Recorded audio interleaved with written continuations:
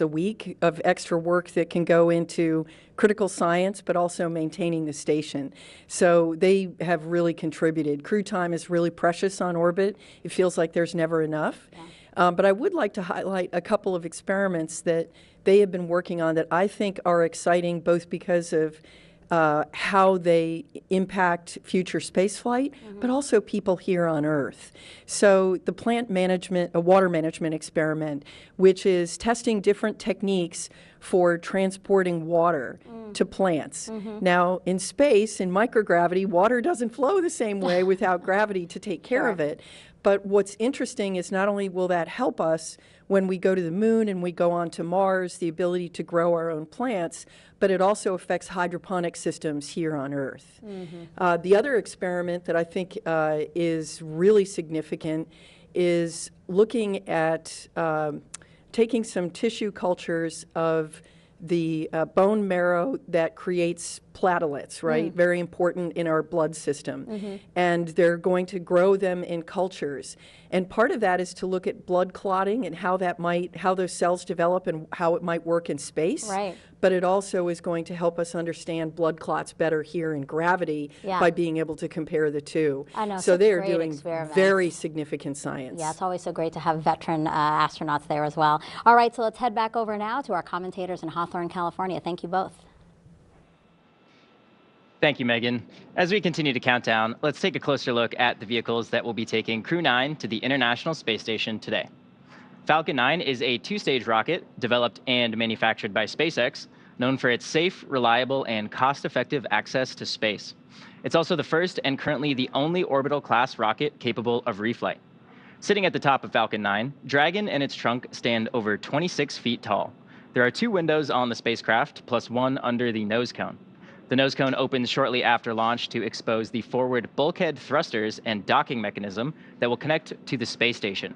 Dragon's trunk holds solar cells, which power Dragon while it's in free flight. The trunk can also carry unpressurized cargo. Dragon has 16 Draco thrusters that can be used in space to help navigate the spacecraft to its destination, each providing 90 pounds of force. That doesn't include the 8 Super Draco thrusters used for an abort, which are no longer active once the crew is in orbit. Dragon has played a significant role in advancing our future in space by safely transporting crew to and from the space station. There's currently 4 Dragon spacecraft supporting human spaceflight missions that have docked to the station, and those are Endeavour, Resilience, Endurance, and Freedom. Designed to be the safest spacecraft ever flown, Dragon is capable of carrying up to 7 passengers to and from Earth orbit and beyond. Crew-9 is SpaceX's 15th human spaceflight mission since 2020, when Dragon became the first private spacecraft to take humans to the International Space Station. Dragon has completed over 47 launches and flown 54 astronauts, representing 14 countries. Throughout all of those missions, Dragon has helped support more than 1,000 experiments. Altogether, the reusable Dragon spacecraft have completed 8 human spaceflight missions on behalf of NASA and visited the station 42 times under NASA's commercial resupply and commercial crew programs. And through all of that, Dragon has proven to be quite a versatile spacecraft. It can autonomously dock to the space station when outfitted with the ISS docking adapter, as it is for today's flight. When not going to the space station and in free flyer mode, the docking adapter can be swapped out for a cupola. Then, of course, you have our newest option, the Skywalker hardware, to support extravehicular activities, which the crew just used for the first time during Polaris Dawn. Continuing down the vehicle, we have the second stage. The second stage is powered by a single Merlin vacuum or MVAC engine, and this engine is optimized to perform in the vacuum of space. After stage separation, the MVAC will ignite and carry Dragon to its target orbit. The Falcon 9's first and second stages are connected by the black interstage, which houses the MVAC engine and the systems that decouple the 2 stages during stage separation. Below that, of course, is the first stage, which is powered by 9 Merlin engines. These 9 Merlin engines provide the initial thrust to lift Falcon 9 off the pad and clearing the tower through the lower, thicker parts of the Earth's atmosphere. Each of these 9 Merlin 1D engines delivers about 190,000 pounds of thrust at sea level, and that gives Falcon 9 a combined 1.7 million pounds of thrust. After stage separation, stage 1 will return to Earth for recovery and reuse on a future mission using a combination of the Merlin sea level engines and the 4 titanium grid fins located near the top of the booster, which will guide it during its reentry and landing. The Falcon 9 first stage is also equipped with 4 landing legs that deploy just before landing to allow for a vertical touchdown on either a drone ship or a landing pad. And today we'll be attempting to land this booster at landing zone 1 back at Cape Canaveral Space Force Station.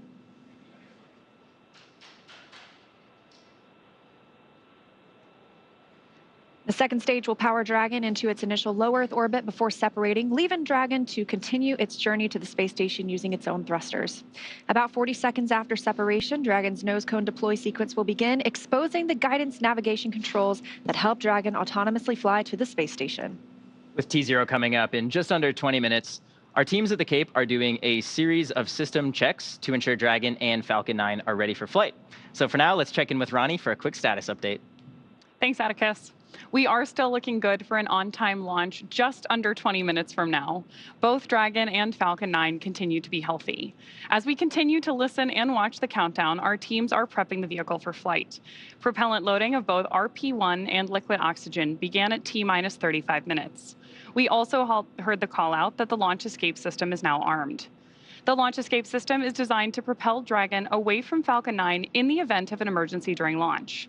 The range, which is monitoring the keep out zones, among other key flight requirements, also continues to report no issues, and they are go to support today's launch. As you heard earlier, weather is also looking good, and we are still tracking roughly a 30% chance of violation at our target liftoff time. But we are optimistic that we're going to have good conditions at that T0. Now, as a reminder, today we have an instantaneous launch window driven by our planned rendezvous point, the point at which Dragon and station will meet in orbit. The space station is currently orbiting the Earth at more than 17,000 miles per hour, and Dragon needs to catch up to it. That means we have to deliver Dragon to the correct orbit by timing its trajectory relative to the orbiting laboratory so that they are in the same place in space at the same time.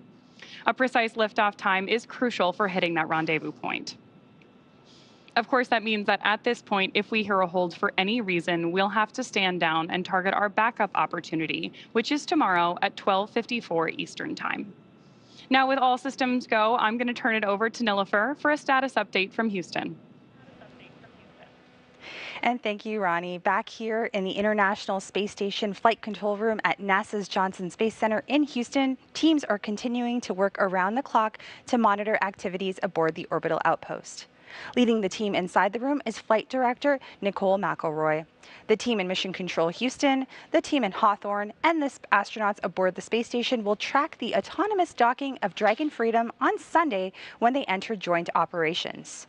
This will happen when the spacecraft enters the approach ellipsoid, the invisible boundary that helps us monitor arriving and departing spacecraft. Once docked, Dragon Freedom's crew will perform a series of leak checks, then work to open the spacecraft's hatch before floating into the station to begin their 5-month stay. We anticipate that the hatch will be opened about an hour and a half after docking. When they enter the orbital outpost, Crew-9 will be greeted by the rest of their Expedition 72 crew and will come together for opening remarks. The anticipation for launch continues here in Mission Control. How's it looking on the Space Coast, Daryl?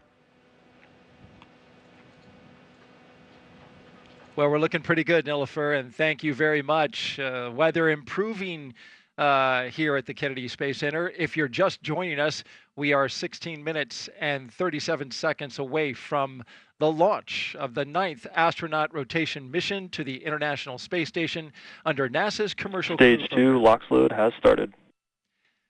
And there you heard, Stage 2 LOX load has begun, the final loading of propellants into the Falcon 9 rocket. Commander Nick Hague and Mission Specialist Alexander Gorbunov are strapped into their seats inside Dragon Freedom. As you can see right there, the Falcon 9 rocket fueling operation well underway. The launch escape system is armed, and that means Dragon is prepared to launch itself away from the Falcon 9 in case of an emergency. So far, operations look and sound as expected, and we are counting down to liftoff at 1:17 and 21 seconds p.m. Eastern Time. And I want to welcome in a special guest here on set now. NASA astronaut Stephanie Wilson is here, joining us along side, Zena Cardman, both of you NASA astronauts. It is so good to have you both here. You both trained for Crew-9. This is where you probably expected to be on this day, but you have accepted this role of supporting your friends for launch. And as they get ready to launch with 15 minutes left to go, Stephanie, question for you. What is the mindset of the crew that you trained with? You've flown into space 3 times on the space shuttle. What's the mindset of the crew right now? Well, thank you, Daryl, and thank you, Zena, for having me join you today. And yes, both Zena and I have trained for a year and a half with Nick and Alex. They have trained hard. They are well prepared. In this moment where they are strapped inside the vehicle with just the 2 of them, they are reviewing procedures. They have trained for this moment. They are ready to execute the mission. They are, of course, looking forward to the work that's ahead of them on the International Space Station. Perhaps a little bit sad to be leaving family and friends, but they'll be talking to them soon once they have docked to the International Space Station. But it's a moment to review all of the hard work that has gone into this moment in the preparation and to be ready to execute the mission, which they will do very well. Speaking of hard work, you both trained for Crew-9 for a year and a half. And so from a human level, we know you are professional astronauts. Your seats were needed for Butch and Sunny to bring them back. What was it like for you personally when you learned that you wouldn't be flying today, but you would be flying some other time, but not today? Yeah, gosh, Daryl, I think I felt a lot of emotion when I saw Stephanie walking through the door there. It's bittersweet, but it's a really beautiful thing. I think any launch is a testament to the power of collaboration, and this launch maybe even more so than usual. I think from my perspective, it's a privilege and a choice to take part in something that's larger than yourself, and that's a choice that I make today and the next day and the next day. So in this moment, it's feeling exciting, it's feeling bittersweet, but for the most part, I'm feeling a lot of joy and pride in our space program, and so excited for our crew members, especially Alexander. This is his first launch to space. Nick, this will be his second mission to the International Space Station. It's going to be a beautiful day. And I think for you, Steph? Yes, very, very similar. I think that we all train together. Adaptability and flexibility is key as we look across our corps. You know, we all train for various roles, and we select people that can serve in various roles and can be seamlessly thrown into different roles. And excited for them. We're always excited for our colleagues to have an opportunity to launch into space. Of course, we wish we could be with them. We have trained with them for this time. We, of course, want to be together. We have built friendship and camaraderie and learned for the roles for the Crew Dragon and for the International Space Station. But I am very excited for them, looking forward to hearing their stories from space and for seeing them launch. And that launch just 12 minutes away, a little over 12 and a half minutes away, the Falcon 9 rocket. Well, this is a booster that can be reused more than a few times with minimal maintenance. At the time that this launch happens, it will be flying over the International Space Station, rather, will be flying 260 statute miles over northeast Bulgaria. Crew-9 will then spend the next 28 hours or so chasing down the International Space Station for a rendezvous currently targeted for September 29th at 5:30 p.m. And we'll have live coverage on NASA TV of docking, which will arrive when it does dock, about 2 hours before. And so I want to thank Stephanie Wilson for coming in and joining us. We really appreciate your time and being here. Thank you so much for sharing your thoughts with us. As we continue to count down, T-minus 11 minutes and 42 seconds and counting, getting close to terminal count. We want to commend both Stephanie Wilson and Zena Cardman for their professionalism and for their support of their fellow crew members and friends who are going up today. That's absolutely right, Daryl. It's an exciting day to be here, and although 50% of us are staying on the ground this morning, we are part of this mission, this Crew-9 mission, and we're so proud to be part of the team that got this Dragon Freedom, Nick Hague and Alexander Gorbunov, ready for flight today. Thinking about another minute or so, we'll hear the next expected call that the crew displays are configured for launch. We'll hopefully hear at that point some great words from our commander. That's right. Nick Hague is going to have some words for us, so we're going to tune into that. And you and I will join Stephanie outside and watch your friends launch to space. In the meantime, let's send it out to SpaceX in California. Dragon, SpaceX. Confirm crew displays are configured for launch.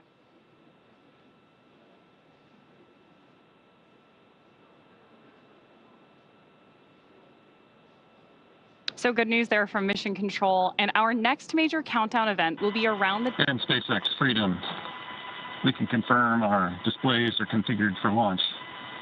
I'd also like to take the opportunity to thank the entire team around the world for your hard work and dedication to get us to this point. Alex and I are ready and honored to represent you and everyone back on Earth.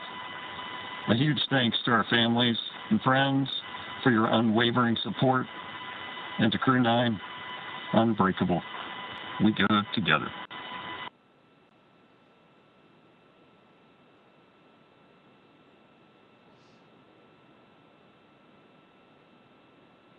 SpaceX copies.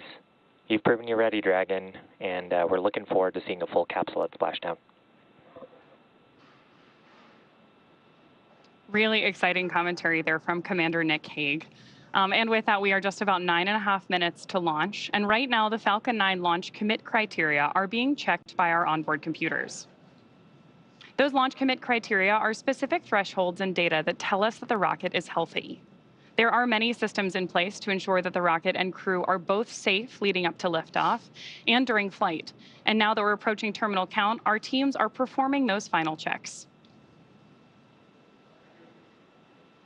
Just coming up on 9 minutes before launch right now, we just heard from Commander Nick Hague. He and Alexander Gorbanov are suited. They are seated in Dragon Freedom there, as you can see on the screen. We have teams here at Mission Control Hawthorne monitoring the vehicle, both Dragon and Falcon 9. Meanwhile, in Houston, as we heard from Nilifer, some of those teams in console positions are keeping tabs on the space station, its reboost capabilities, making sure everything is looking good for Dragon's arrival tomorrow.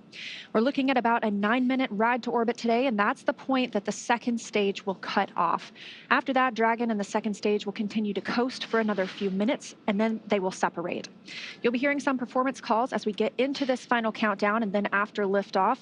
These are SpaceX flight controllers reporting on trajectory, speed, booster performance, and other key milestones. And there are also some other calls you'll hear the crew make after liftoff. The crew will report out on a few number and letter combinations, and these mark different abort zones through the flight up the eastern seaboard. The first two are 1A and 1B, and these are available when the first stage is firing.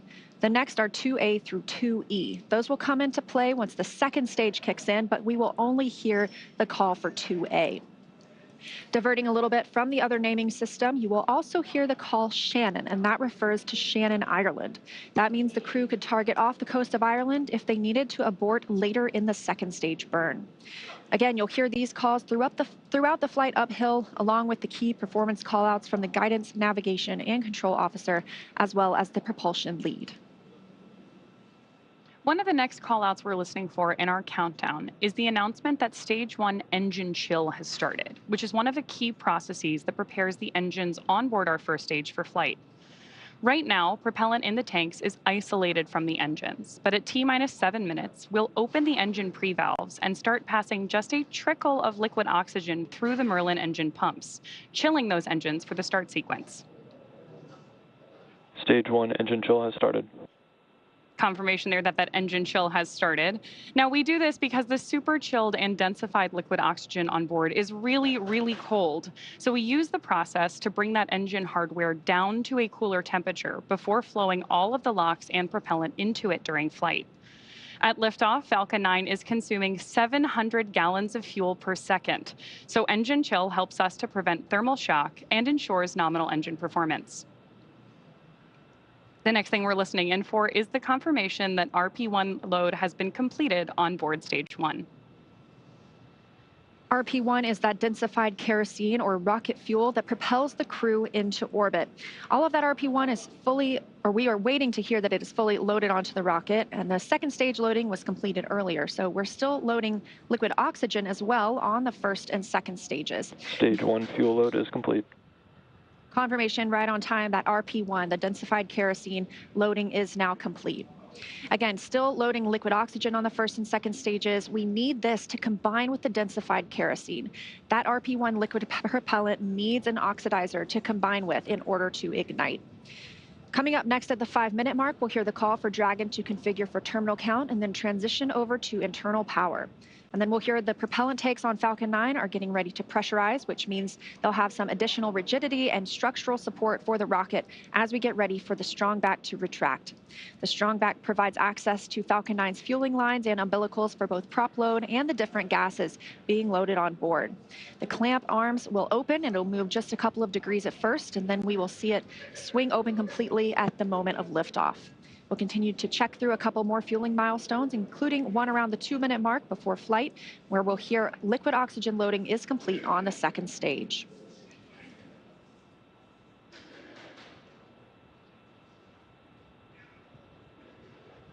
Falcon 9 tanks are pressurizing for strong back retract. Dragon in configure for terminal count. Now under 5 minutes to launch, we are in terminal count, meaning the Dragon onboard computers take control of the spacecraft. Again, we are still watching first stage as its liquid oxygen loading continues. That'll be complete around 3 minutes, followed by completion of second stage liquid oxygen loading about 1 minute later. Strong back retract has started. Just heard that call out from mission control that strong back retract has started. And if we keep a close eye on the screen, there we go, just coming out of those clouds of liquid oxygen, we got to see those clamp arms opening up around stage 2. What's going to happen now is that our strong back will recline just about 2 degrees away from the vehicle. But the TE will throw back all the way to 45 degrees at liftoff, clearing the way for Falcon 9 to leave the pad. As Leah mentioned, that strong back does route the vehicle's fluid and telemetry lines all the way up to the rocket and our spacecraft today. Good views of the strong back moving away from Falcon 9 and Dragon there on the bottom right-hand side of your screen. With that, we are just about 30 seconds away from LOX load completion on board the first stage.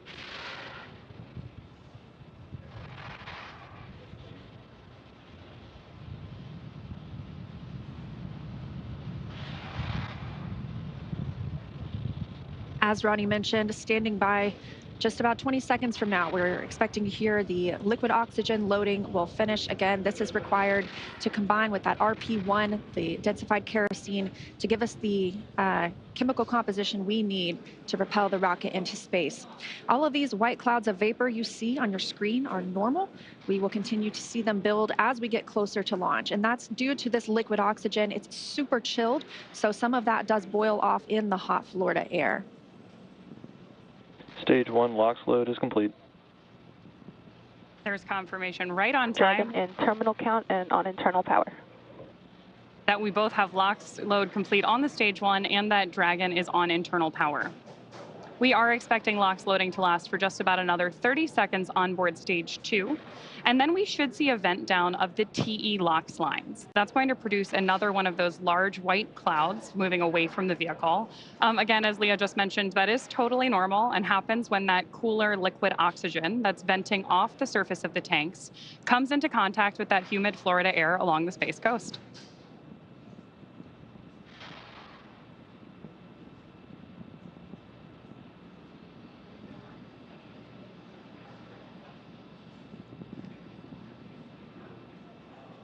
We're standing by now for stage 2 liquid oxygen loading to be complete.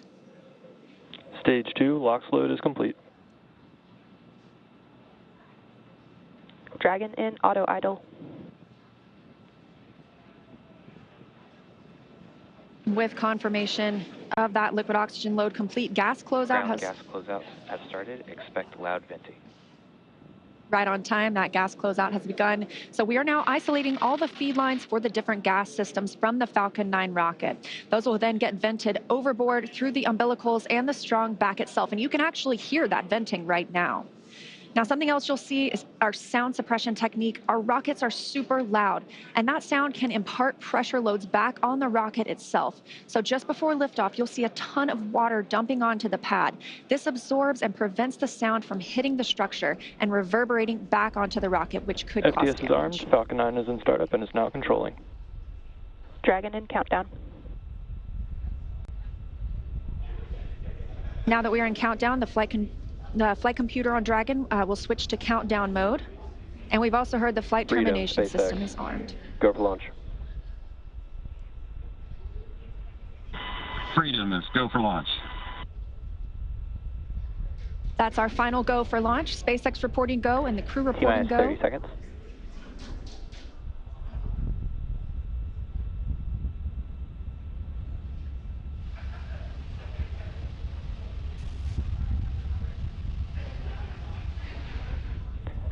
Seconds. Standing by for the first launch of 10, humans 9, from Space Launch 8, Complex 40. 7, 6, 5, 4, 3, 2, 1. Ignition. Ignition full power. And liftoff of Crew-9. Go SpaceX, go Falcon, go NASA. Liftoff of Crew-9 now soaring to the International Space Station. Stage 1 Alpha. Stage 1 propulsion is nominal. Copy, 1 Alpha. Those 9 Merlin engines now providing 1.7 million pounds of thrust, propelling Falcon 9 and Crew-9 and continuing to get good calls from teams here on the ground.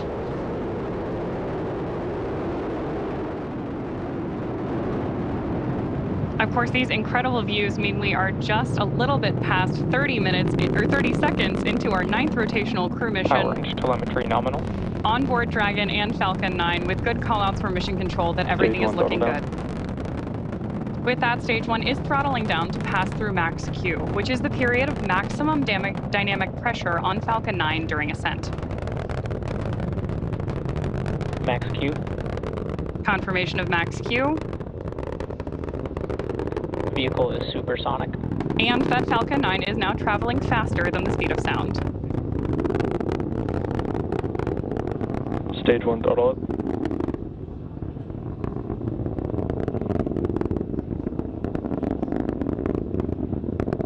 Stage 1 Bravo. Copy, 1 Bravo. That call out for 1 Bravo means we're in the second and final abort mode for the first stage and continuing to get good performance. MVAC chill is underway. The crew is pulling just over 2 Gs at this point. Next up, we heard the engine chill on the second stage MVAC engine has begun, and then we will have MECO, or main engine cutoff, where the 9 engines on the first stage will cut off ahead of the first and the second stages, and then will separate from one another. Then that single Merlin vacuum engine on the second stage will ignite and continue to carry Crew-9 to orbit while the first stage begins its journey back to Earth.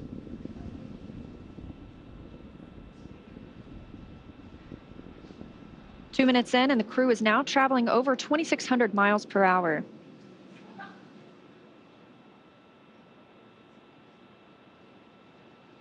Stage 1 is throttling down. Confirmation there from mission control that stage 1 is throttling down as we prepare for main engine cutoff, followed shortly thereafter by stage separation and second engine start 1. You did hear mission control out that we are chilling our MECO. There's confirmation of MECO. Stage separation confirmed. Stage 2 Alpha. MVAC ignition. Copy, 2 Alpha.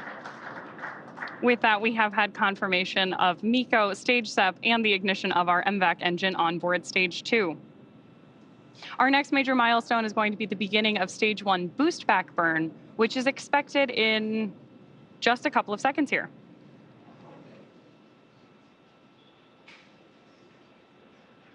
Of course, if you are just joining us, you've got views of our first stage on the left-hand side of your screen and of MVAC burning with our Crew-9 astronauts aboard up in space on the right-hand side of your screen. Now we are coming up on 3 minutes and 20 seconds since liftoff today, traveling over 4,000 miles per hour and 76 miles downrange.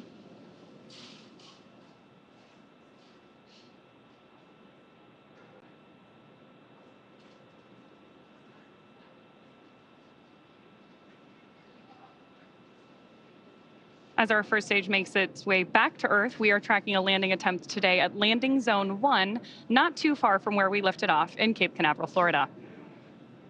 Dragon, SpaceX, nominal trajectory. Confirmation there that both vehicles Copy, nominal trajectory. are on nominal trajectories. Everything is looking good. And we're getting good performance on that single Merlin vacuum engine on the second stage. The crew's G-load dips right now. We are going to prepare to hit the separation event. Right now, they're about 1 G, which is about what we're used to experiencing on Earth.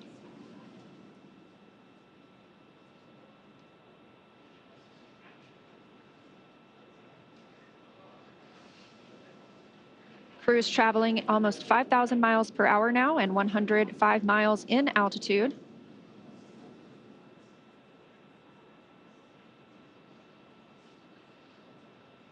As we await the entry burn for our first stage, you are getting great views of it on the left-hand side of your screen.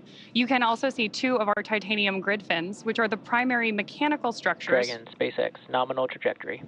Confirmation there from Mission Control that everything is still looking good. Freedom copies, nominal trajectory. Now, as I mentioned, those grid fins are the primary mechanical structures that we use to steer the booster back toward its landing zone, which today is LZ1 at Cape Canaveral. Just as kind of a quick point of reference, those grid fins are about 4 by 5 feet, so roughly the size of a coffee table.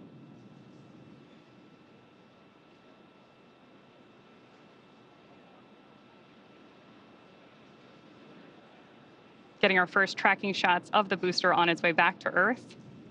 Again, we are tracking the first stage on the left-hand side of your screen and MVAC up in space on the right. And we do continue to hear good calls for that second stage. Again, we will see this continue to fire until close to 9 minutes into the flight, now at 5 minutes and 45 seconds since liftoff today. This is accelerating Dragon to more than 17,000. SpaceX, nominal trajectory. More good news. Freedom copies, nominal trajectory. This second stage is bringing Dragon to more than 17,000 miles per hour. That puts our crew in orbit.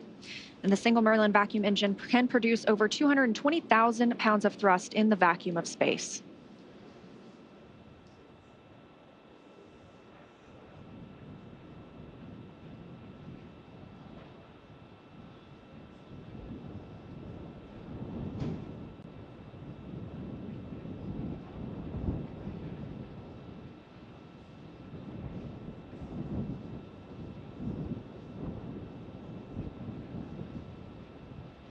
Stage 1 does perform 3 burns on its way back to Earth. The first is the boost back burn, followed shortly thereafter by the entry burn.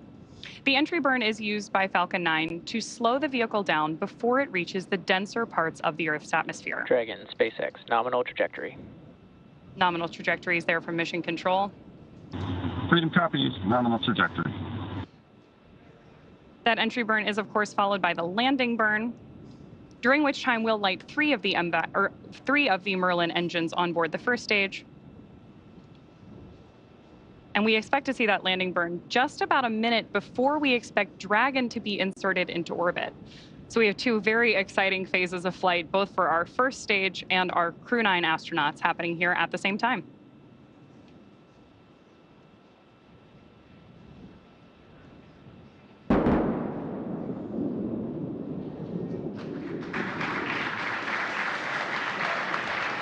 Stage 2, FTX has paced.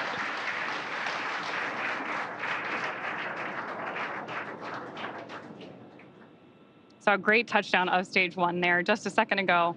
And now, of course, we are continuing to follow our Crew-9 astronauts on their way to space. And we continue to get good calls for this second stage, that Merlin vacuum engine continuing to fire and propel our crew, now moving over 12,600 miles per hour and 611 miles downrange. Just over 8 minutes since liftoff today, so we are expecting to see this continue to fire until just about the 9-minute mark, at which point this engine will cut off. And of course, Dragon will coast for a few minutes, still attached to the second stage.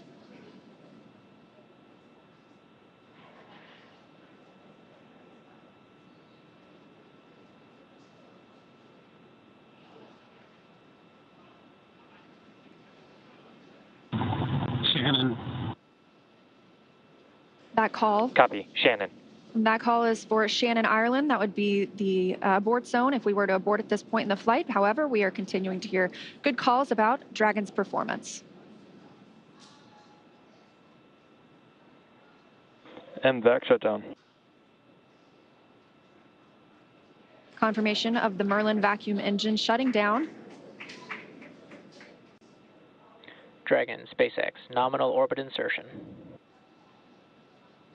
Good news there from And Freedom mission, copies, nominal orbital insertion. from mission control and our crew that we have had nominal Dragon, orbit insertion. SpaceX, launch escape system disarmed. Freedom copies, LES disarmed. In 9 quick minutes, we now have 2 new crew members on their way to the International Space Station, having taken off from Space Launch Complex 40. The crew now being in a good or expected orbit. We'll continue to coast for these few minutes, and then we get our first views inside the capsule of our 2 crew members, Nick Hague and Alexander Gorbanov. They are just continuing to stay in their suits and in their seats during this dynamic portion of the flight. We're going to continue to coast for a few minutes after this second stage engine cutoff. This allows the rates and motion from that long burn to settle out. There are some small reaction thrusters on the upper stage or the upper part of the second stage that can be used to counteract any residual motion. That basically makes sure we are in a stable coast before Dragon separates from Falcon, and that'll happen about 12 minutes into the flight. So about a minute and a half from now, we expect to see Dragon actually separating from the second stage. Again, we did hear the crew has been successfully inserted into a good orbit. And again, this is them now in microgravity, one of them, Alexander Gorbanov, for the very first time.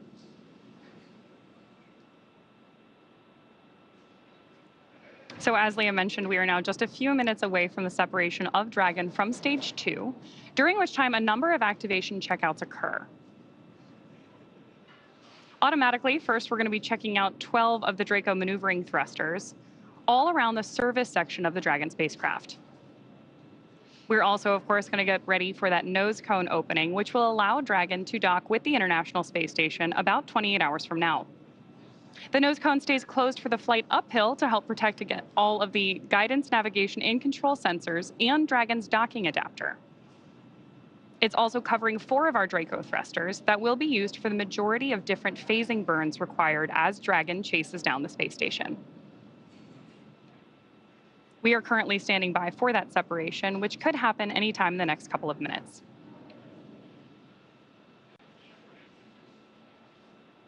Currently, you can see the crew is just relaxing in their seats. They are definitely vigilant, though. They are able to monitor those crew displays in front of them, keep up with what's going on in the mission. They could take control if they needed to. However, it's been a seamless ride to space today. Good views there, looking up into Dragon's trunk, looking at the heat shield on the bottom of Dragon that Crew-9 will use when it returns home early next year.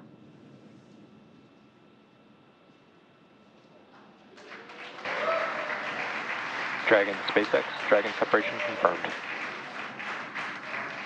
There. And Freedom copies, good separation.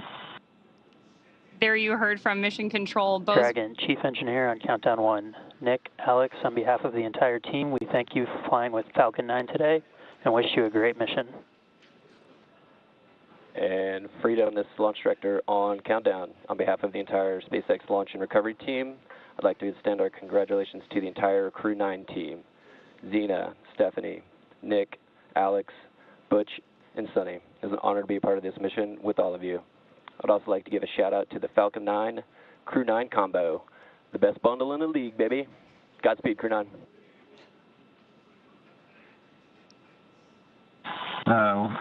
Couldn't say it any better. Thank you, guys. You know, we had the opportunity to meet so many people that were involved with the Falcon 9, and along the way was a sweet ride. I'm pretty sure my youngest son would say it was Sigma. Alex has got a few words to add as well. All the entities that made this launch possible. Roscosmos, NASA, Big SpaceX. And thank you to my family and friends for their support.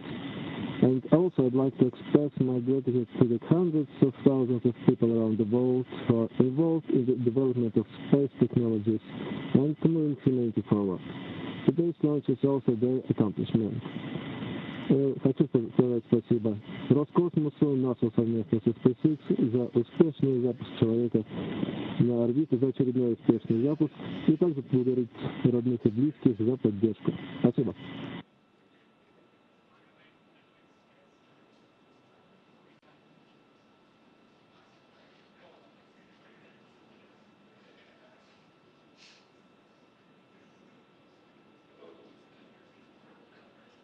Incredible words from our commander and great views of Dragon up in orbit on your screen right now.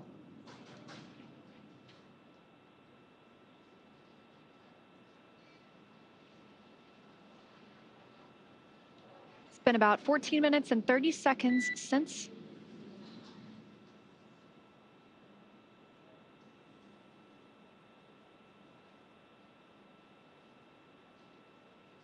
coming up on 15 minutes now since liftoff today. You got a quick look inside the capsule.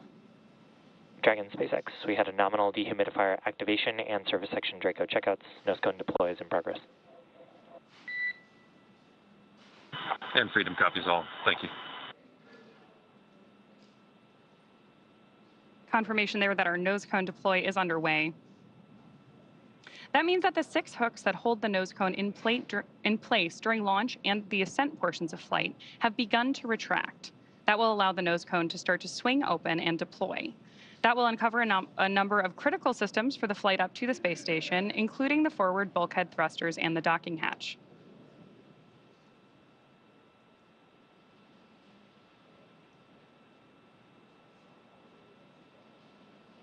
Incredible views from our crew up in space on your screen right now, but I'm sure it's nothing compared to the view out of Dragon's window as they make their way to the space station. I can only imagine. And that journey to the space station will take about 28 hours, so they won't arrive until tomorrow afternoon. In the meantime, they will have the opportunity to get out of their suits, to get out of their seats as well, and kind of just enjoy the ride. They're going to shift into some off-duty time. That allows them to prepare any food that they would want to. That allows them to maybe even call down to the ground. They will also obviously get some sleep before a really big day tomorrow, monitoring the arrival and docking to the International Space Station. Of course, we're going to cover all of that live. I'm really looking forward to seeing 2 more crew members float into the orbiting laboratory. And if you're just joining us, we did lift off now at 16 minutes and 29 seconds ago. That was right on time at 1:17 p.m. Eastern Time from Space Launch Complex 40 down at Cape Canaveral Space Force Station in Florida. We have 2 members on board Dragon today. That's NASA astronaut Nick Hague, who's serving as the commander, and Roscosmos cosmonaut Alexander Gorbanov, who's making his very first flight to space. Once they arrive at the International Space Station tomorrow afternoon, they will be joining 9 other crew members on orbit. They'll be up there for about a week. A week is probably the best guess, until the Crew-8 team, it is time for that crew to come home. Of course, they launched about 7 months ago at this point, they will undock after they have completed a handover period with the Crew-9 crew, bringing them up to speed on everything that they've been working on for the last 7 months in orbit. So once they depart, we'll be back down to our typical approximately 7 people living and working aboard the International Space Station.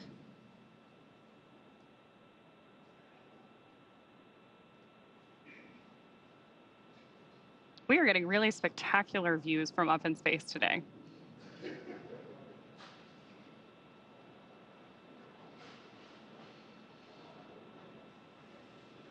Shot there of our MVAC engine. We did get confirmation several minutes ago of SES-1.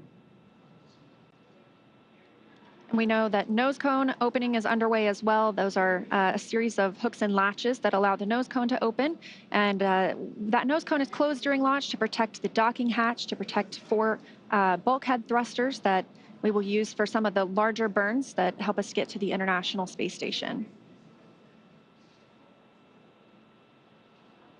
One of the other things we're doing right now is going ahead and opening the ECLSS system, which stands for the Environmental Control and Life Support System, which will be activated inside of Dragon.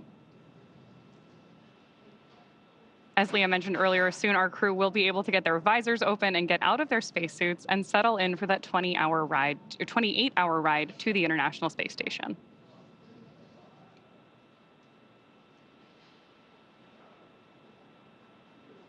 Good views there of the opening of Dragon's nose cone on the left-hand side of your screen. Coming up on 19 minutes since liftoff today, the crew, again, had a good orbital insertion, and that actually puts 14 people currently in low Earth orbit. That includes those living on the International Space Station right now, as well as those living on the Chinese space station. So a total of 14 humans are now not off the planet, but rather orbiting around it.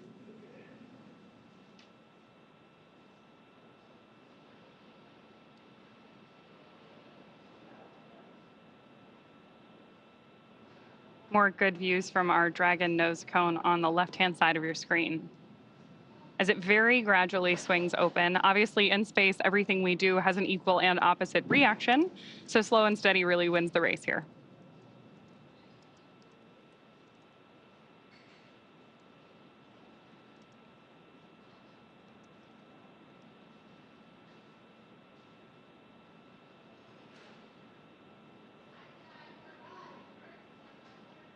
Again, now 20 minutes since liftoff today. Dragon is flying free from the second stage, and it looks like they're about to enter an orbital nighttime. So now that they're at orbital velocity, that's 17,500 miles per hour, they are going to see 16 sunrises and sunsets a day. Again, it was an on-time liftoff at 1:17 p.m. Eastern Time from Cape Canaveral Space Force Station in Florida, and a clean ride uphill.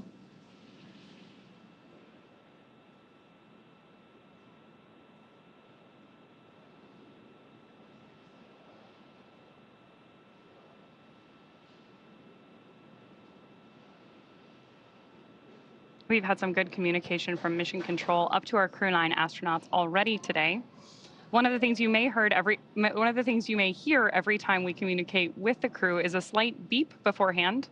That's called a Quindar tone and actually dates all the way back to the early days of human spaceflight and is effectively a radio signal indicating that we're communicating between the crew in orbit and our Mission Control team on the ground.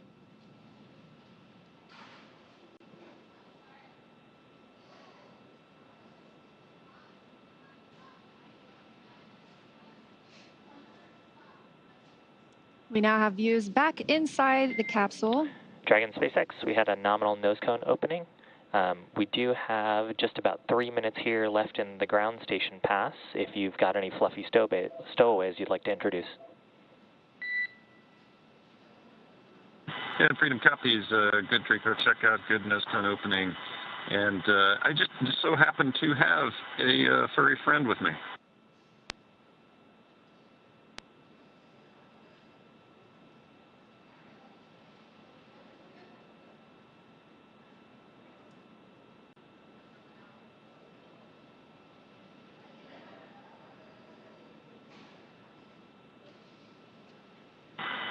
Yeah, SpaceX Freedom. So yeah, I've got a little Falcon here. I love the package of Falcon 9, Crew-9. Yeah, we've got a Falcon on board with us. This one's a multi-flyer though. Was on my first flight with Alexei and I, and with Alexei and I and Christina. And now me and Alex. So say hello to Aurora.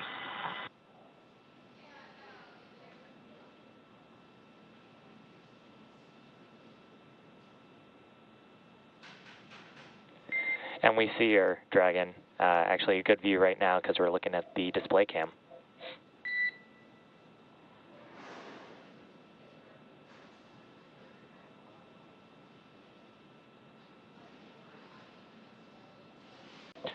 And Dragon delayed call, but nominal TCS reconfiguration as well as forward bulkhead Draco checkouts. And Freedom copies, good TCS, good Draco checkouts.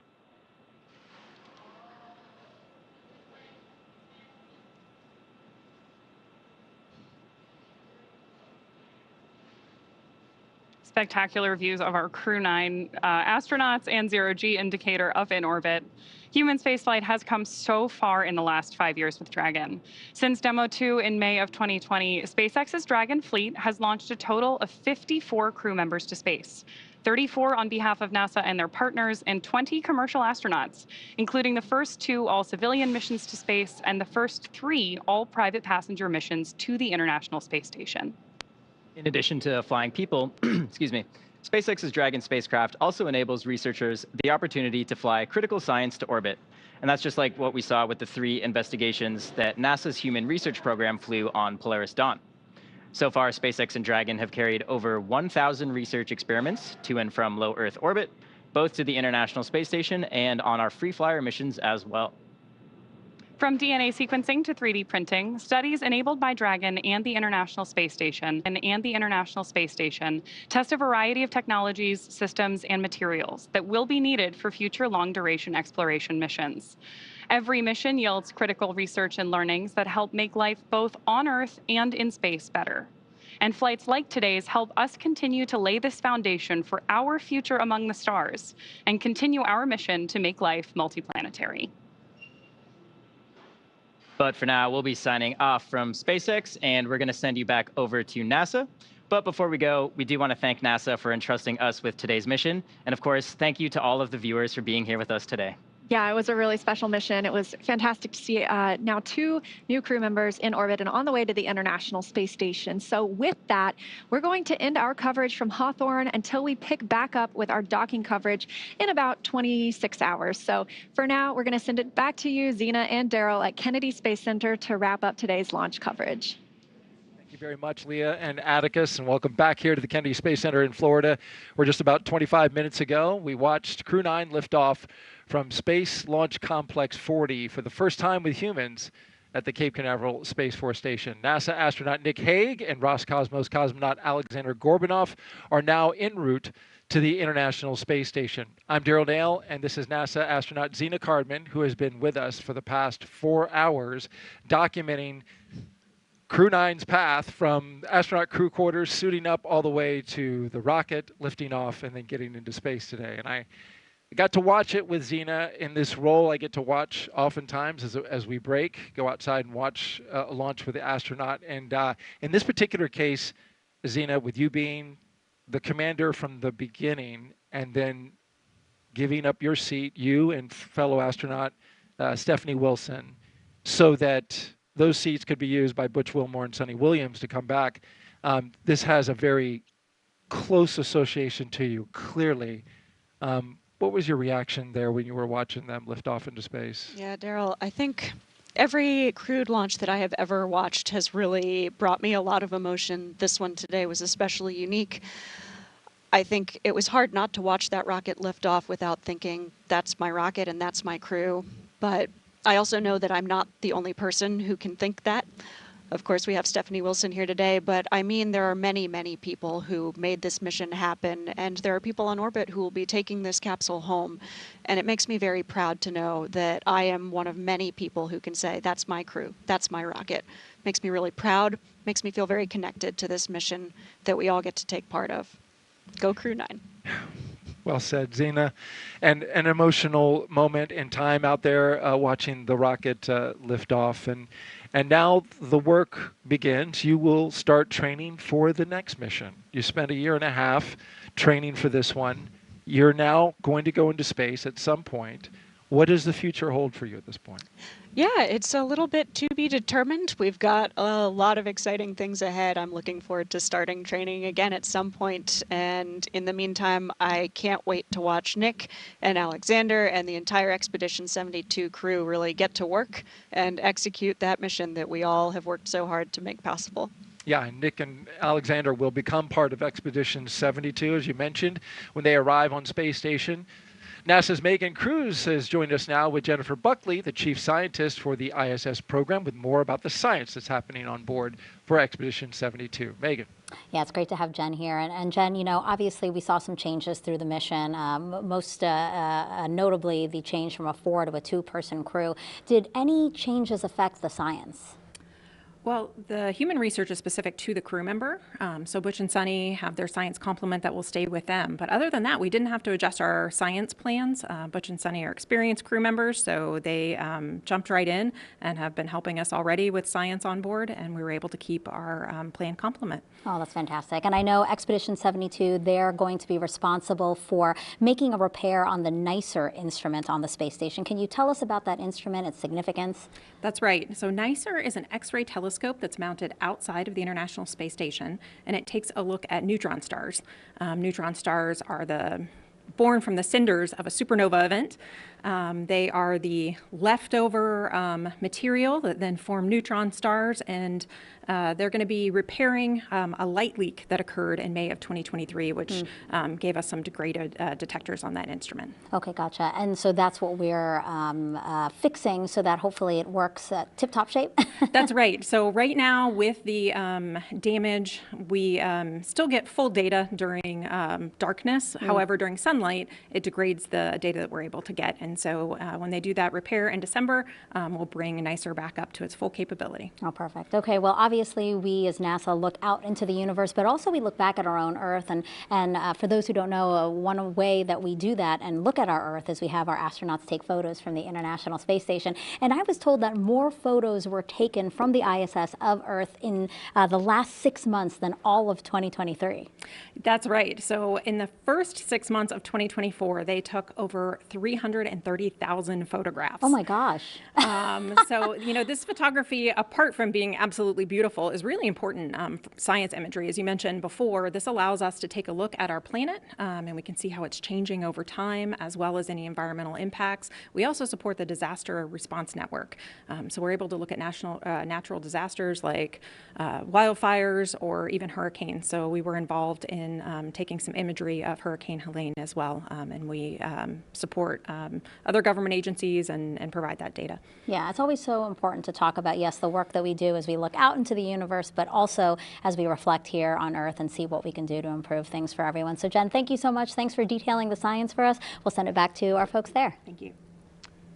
All right, thank you very much, Megan, and good to be back with you here with NASA astronaut Zena Cardman. We are wrapping up our coverage for today after a successful launch of Crew-9. But before we do, I want to know if you take one more social question. Absolutely. Fantastic. Let's put it up for us. This is, let's see, Maya, age 10, asks, I want to know, because I want to work there, how is it to work at NASA? I want to be an aerospace engineer when I grow up. That is awesome. Maya, we can't wait to have you in the NASA family. It's an amazing place to work. I love working in spaceflight, human spaceflight especially, and there are so many different types of people with different backgrounds who work.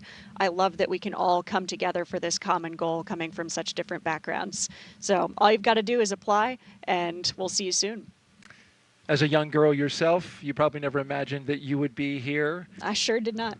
And you made it happen as well. That's right. Myself, but most especially all of the mentors and family and friends who made me who I am. Takes a team. Well said, Zena. Now, as we wrap things up, we want to let you know that though our coverage is coming to a close, you can still follow along with Crew-9's entire journey to the station by listening to the mission real-time audio commentary. Just to do that, you can snap that QR code that you see on the screen there, or if you're watching us on your phone, just screen grab it and you can click on it later. Nick and Alexander are on course to arrive at the International Space Station around 5:30 p.m. Eastern Time on Sunday, September 29th. On-camera coverage of docking and arrival will resume about 2 hours before that happens on NASA Plus. And of course, that's always a big moment when the crew arrives, you know, especially not just for the people who are going there, that's their destination, but for the people who get to see them as well. Absolutely. It's a really joyful moment. I love few things more than I love watching astronauts fresh through that hatch, hugging each other and welcoming their new crewmates. It's an amazing thing to see. And there's 3 of them if you count this little guy right here, which you brought on board. That's right. This was the zero-G indicator. That's exactly right. And I absolutely love the history that this zero-G indicator has for Nick Hague specifically. And I'm sure Alexei Ovchinin will be happy to be reunited with that zero-G indicator as well. So getting the band back together. Seems like it's a good luck charm at this point. It seems that way. All right. Well, Zena, I want to thank you for co-hosting with me today. Yeah, I know it was a challenge. It was emotional at times, but thank you for sharing your insight, your experiences, your knowledge, but most of all, your heart. Appreciate you. Thank you, Daryl. Go Crew-9. Go Crew-9. All right, with that, we're going to wrap it up and wish you a great day. An important reminder, though, about an upcoming launch in a few weeks here at the Kennedy Space Center in Florida on October 10th at 12:31 p.m. Europa Clipper is scheduled to lift off aboard a SpaceX Falcon Heavy rocket on its 5.5-year journey to Jupiter's moon, Europa. You can watch it live right here on NASA Plus starting at 11:30 a.m. Again, huge thanks to all of our guests, for everyone who joined us today. But most importantly, we appreciate you for being here and watching. You can keep up with any Crew-9 updates to the mission using the online resources you see on your screen now. For everyone here at NASA and SpaceX, have a great rest of the day. We look forward to seeing you again soon, but we leave you now with a moment looking back at the highlights from suit up to liftoff. And so it's great to see Nick Hague and Alexander Gorbanov here in suits that are looking good. There's Shannon Walker with the two crew members laying out the rules to a card game. Crew-9 leaving the suit-up room and now on the move inside astronaut crew quarters. Nick Hague, commander of Crew-9, with his crewmate Alexander Gorbanov. So they'll have a chance here to say a few words with those who are closest to them. This will begin a roughly 20-minute drive with a full security escort across NASA's Kennedy Space Center. You can see them doing the SpaceX flight suit lean back. Walking the crew access arm. Crew have ingressed the capsule. Side hatch is closed. 3, 2, 1, ignition. Taking full power, and liftoff of Crew-9. Go SpaceX, go Falcon, go NASA. Liftoff of Crew-9 now soaring to the International Space Station. 1 Alpha. Stage 1, propulsion is nominal. Copy, 1 Alpha. Those 9 Merlin engines now providing 1.7 million pounds of thrust, propelling Falcon 9 and Crew-9 and continuing to get good calls from teams here on the ground.